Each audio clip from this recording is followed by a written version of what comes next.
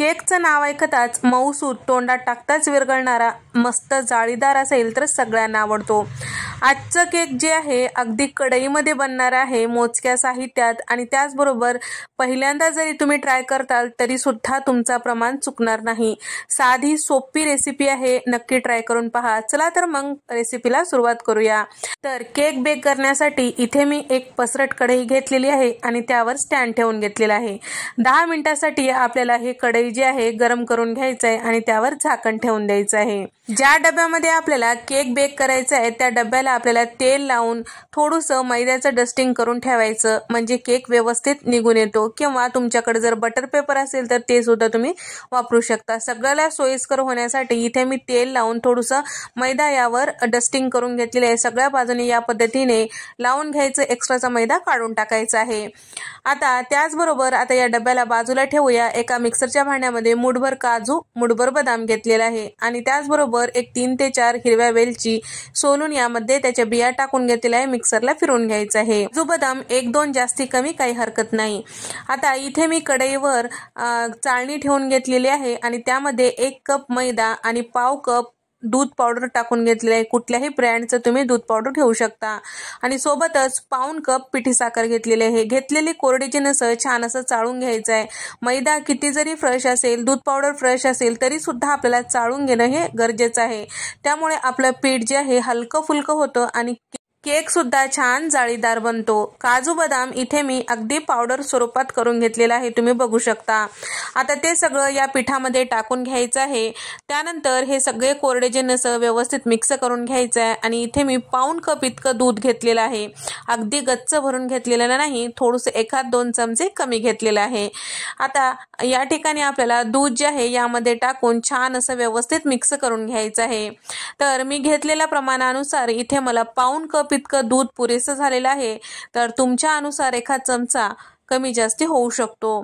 तर या ठिकाणी पूर्ण दूध इथे मी टाकून घेतलेलं आहे आणि सोबतच पाव कप तेल टाकून घेतलेलं आहे। सुरुवातीला तेल टाकून मग दूध टाकलं तरीही चालतं तुमच्या आवडीनुसार। तर इथे मी पाव कप तेल टाकून घेतलेलं आहे। ज्या तेलाचा वास असेल असा तेल आपल्याला केकसाठी घ्यायचं नाही, लक्षात ठेवा।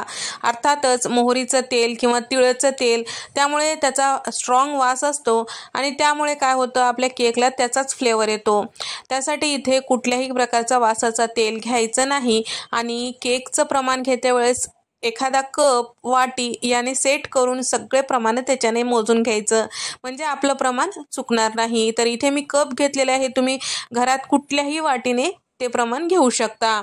तर या ठिकाणी सगळं छान 1 मिनिट फेटून घेतलेलं आहे या पद्धतीने। तर इथे आपल्याला या ठिकाणी केक फुलण्यासाठी इथे मी इनो वापरलेला आहे, म्हणजे सगळ्याला सोयीस्कर होईल। 1 इनोचं पाऊच मी इथे टाकून घेत आहे। तर लेमन फ्लेवरचा इनो इथे मी वापरलेला आहे। आता हे सगळं छान व्यवस्थित मिक्स करायचं। पीठ जे आहे अगदी घट्ट ठेवायचं नाही किंवा अगदीच पातळ ठेवायचं नाही। जर पातळ ठेवताल तर केक जे आहे छान फुलणार नाही, घट्ट ठेवताल तर त्याचे तुकडे होऊ शकतात। या पद्धतीने रिबिन कन्सिस्टन्सीचा पीठ आपल्याला असायला पाहिजे। तुम्ही बघू शकता जेव्हा डब्यात टाकतो त्यावेळेस त्याचे लेयर्स पडत आहेत, म्हणजे या पद्धतीचं पीठ आपल्याला असायला पाहिजे। तर आता डब्यात टाकल्यानंतर इथे मी थोडीशी टुटी फ्रुटी किंवा चेरी घेतलेली आहेत, थोडंसं मैदा त्यावर डस्टिंग करून घेतलेलं आहे, म्हणजे हे जे चेरी आहेत खाली बसणार नाहीत। 1 चमचा मैदा टाकून त्यामध्ये चेरीला व्यवस्थित मिक्स करून घेतलेला आहे। त्यानंतर वरतून टाकून घेतले, तुम्ही काजू बदाम सुद्धा टाकून घेऊ शकता। तर आता 10 मिनिटं आपली कढई प्रीहीट झालेली आहे, म्हणजेच गरम झालेली आहे।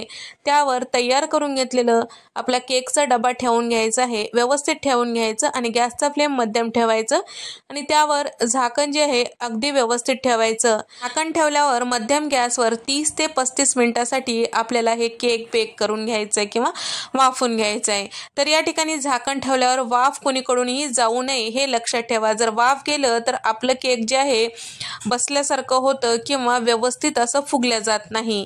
तर या ठिकाणी साधारण 30 ते 35 मिनिटांनंतर या पद्धतीने सुरीने चेक करत आहे, तर सगळी करून क्लीन निघत आहे, म्हणजेच छान असं ओलावा त्याला लागलेला नाही, सगळं कोरडं निघत आहे। त्यानुसार आपला केक व्यवस्थित तयार झालेला आहे। कोमट गरम असते वेळेस याच्या कडा या पद्धतीने मोकळं करून घ्यायचं आहे। त्यानंतर आपल्याला केक जे आहे प्लेटमध्ये काढून घ्यायचा आहे।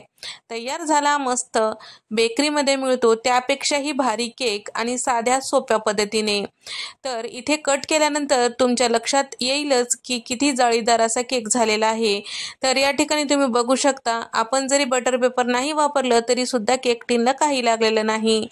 मऊसूत जाळीदार तोंडात टाकताच विरघळणारा हा केक तुम्हाला नक्कीच आवडेल आणि तुमच्या घरच्यांना सुद्धा नक्कीच आवडेल। या पद्धतीने एकदा ट्राय करून पहा। व्हिडिओ आवडल्यास व्हिडिओला लाईक करा, चॅनलला सबस्क्राईब करा आणि तुम्हाला हा व्हिडिओ कसा वाटला कमेंट करून सांगा। अशाच मस्त नवनवीन आणि पारंपरिक रेसिपीजमध्ये आपण भेट देऊया। तो